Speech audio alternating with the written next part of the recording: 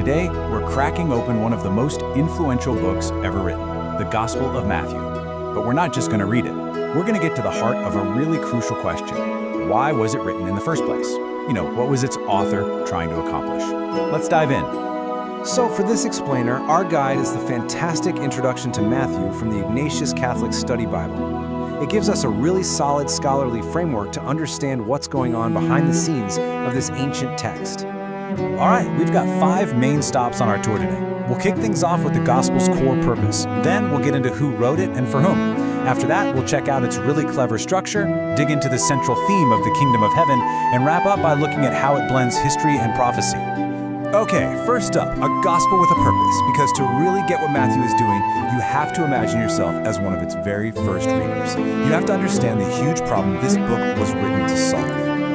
So put yourself in their shoes. You're a first-century Jew, and you're convinced that Jesus is the Messiah. But everyone around you, friends, family, religious leaders, they're all asking for proof. How in the world do you demonstrate that this man from Nazareth is the one that all of your scriptures have been pointing to for centuries? This wasn't just some casual debate. It was a fundamental crisis of faith and identity. And this is precisely where the Gospel of Matthew comes onto the scene.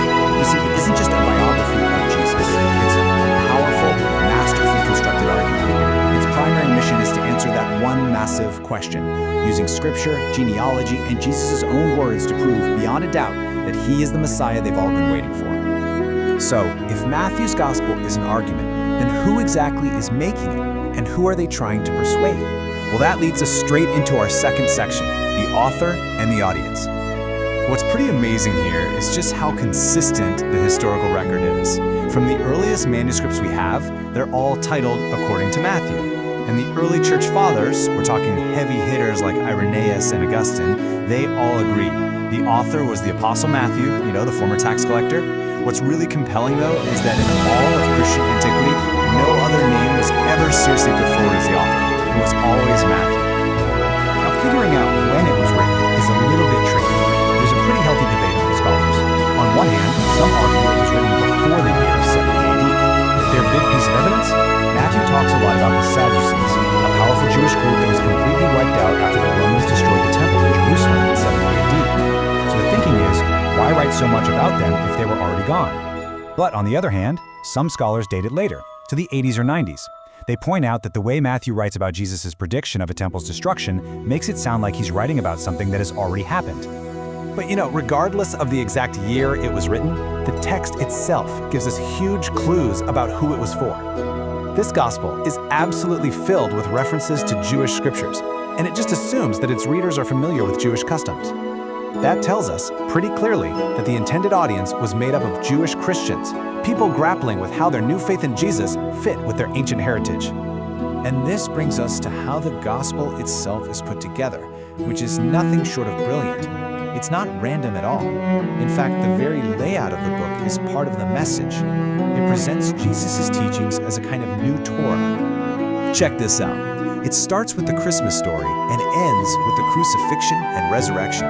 But the whole middle section, the heart of the gospel, is neatly organized into 5 distinct blocks. Each block has a pattern. First, there's a story about what Jesus did, and then it's followed by a long speech about what he taught. Matthew even gives us a little signpost after each of those 5 major speeches, using the same phrase every time, when Jesus had finished.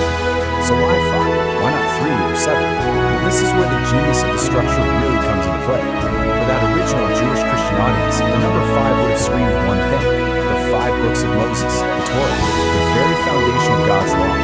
By structuring his gospel this way, Matthew is making an incredible claim. He's saying that Jesus is the new Moses, and his teachings are the new law for God's new covenant people. So what's the big idea that holds all this together? The audience, the purpose, that clever 5-part structure, it all orbits around one central theme, the absolute core of the book, the Kingdom of Heaven. And let's be clear, this isn't just about some place up in the clouds you go to when you die. Matthew uses the phrase Kingdom of Heaven over 30 times. For him, it's about God's kingly power, his dynamic rule breaking into our world through Jesus the Messiah. It's about God establishing his will right here, right now, on earth as it is in heaven. Now, Matthew didn't just invent this idea out of thin air. It's deeply rooted in the Old Testament, especially in the book of Daniel. Daniel prophesied that one day God himself would set up an everlasting kingdom through this mysterious figure called the Son of Man.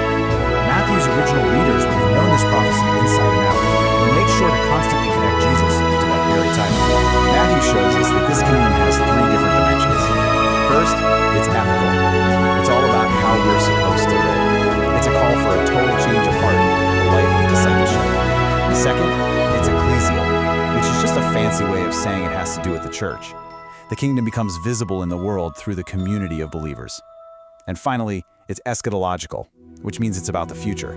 It's a promise that will only be completely fulfilled when Christ returns at the end of time. Okay, that brings us to our final section, which is where all this theology crashes into real-world events, history and fulfillment. How does Matthew tie these huge spiritual ideas to actual historical moments?